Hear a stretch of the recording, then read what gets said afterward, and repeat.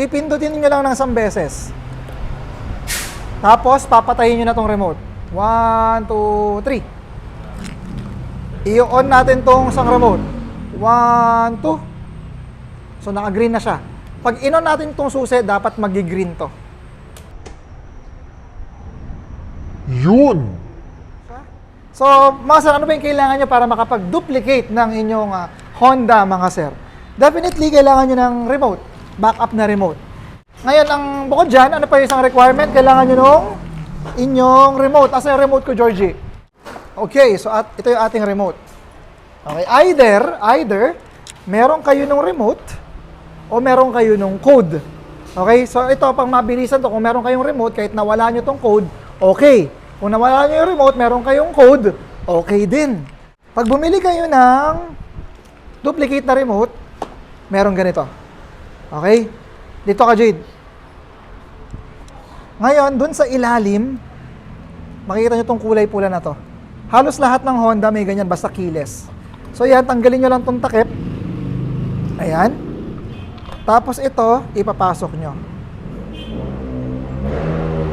Next naman mga sir, tong alligator, ilalagay nyo yan sa positive. Yan, nakaganyan lang mga sir, no? Okay. Next step. Ang kailangan nyong gawin is patayin nyo muna yung duplicate nyong remote. Sir Mel, paano papatayin?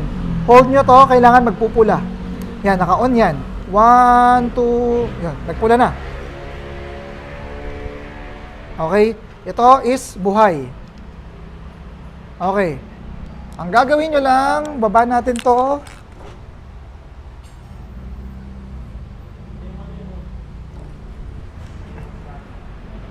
Pipindutin nyo lang ng isang beses. Tapos, papatayin nyo na tong remote. 1, 2, 3. I-on natin tong isang remote.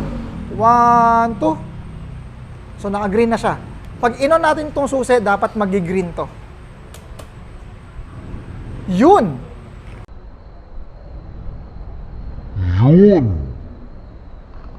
Nakita nyo? Meaning, ang orderin yung remote is K1Z. K1Z. Ganun lang siya kabilis. Ayun o. Nakapatay itong remote ha. Ayun o. Hindi tumutunog.